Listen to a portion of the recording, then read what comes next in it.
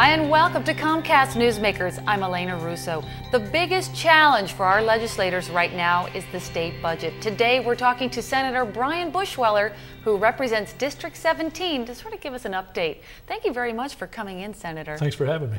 So the big challenge, and I guess it's not new news, is the state budget. I mean, that's sort of been sort of the debacle for the last few years, hasn't it? Since about 2007 or 2008, because of the sluggish economy we've been in and the recession that I hope we're coming out of, the budget has annually been strained by lower revenues than anticipated, and so it appears that that's going to be sort of the same issue again this year.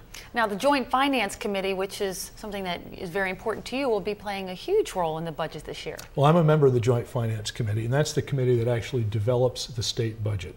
The governor proposes a budget, and then the Joint Finance Committee takes the governor's budget and reworks it into the actual budget that will be either passed or not passed by the General Assembly. That's correct. So what are we looking at this year? What are the issues? Well, the two big issues we're going to face this year are the same that we've faced in the past several years, and that is the early estimates of revenue for the state for fiscal year 13, which is the next fiscal year we're talking about, indicate that we will probably again see a shortfall of revenue. We had a little bit of a change from that in fiscal 12, where we actually had a little more revenue than we had anticipated, but we're back into the mode of before fiscal 12, where the early estimates are we're going to be a little lower. That, combined with the fact that there are some cost drivers that are guaranteed to raise the cost of state government, presents us with a dilemma. The two biggest cost drivers, by the way, one of them is actually kind of a good thing, and that is that in spite of a lot of difficulties around the Mid-Atlantic region and so forth, Delaware continues to grow.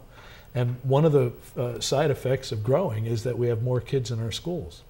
And this year, for example, in fiscal 12, we had a net increase. This is after kids graduated and so forth. We had a net increase of over 2,000 students in the Delaware schools.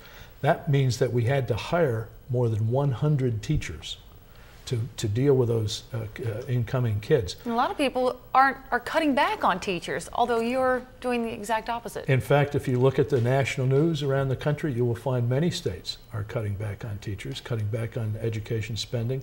We're certainly looking for ways to be more efficient, but the bottom line is Delaware has maintained its commitment to the future of our country by maintaining its commitment to our public schools, and hence, even in these difficult economic times, we added 100 teaching positions this year.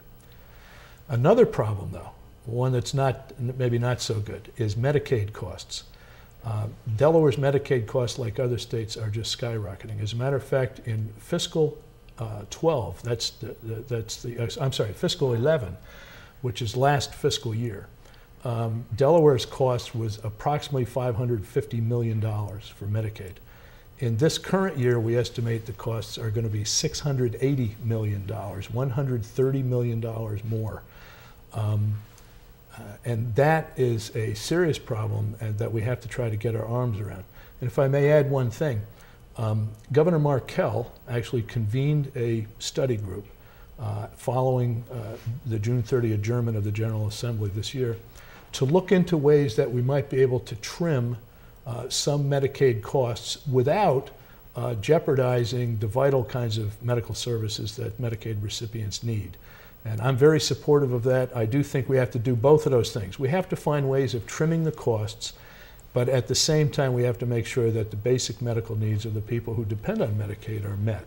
So that's one of the things that I would hope your viewers and my constituents would be looking at over the next several months, is the result of the governor's study group looking into this to see whether we can find some ways that we can help trim this mushrooming costs of Medicaid. Any idea on how many people rely on Medicaid in this state? It's actually over 200,000 people, and we only have 900,000 people in our state, so it's actually quite a few. That's a lot. Yeah.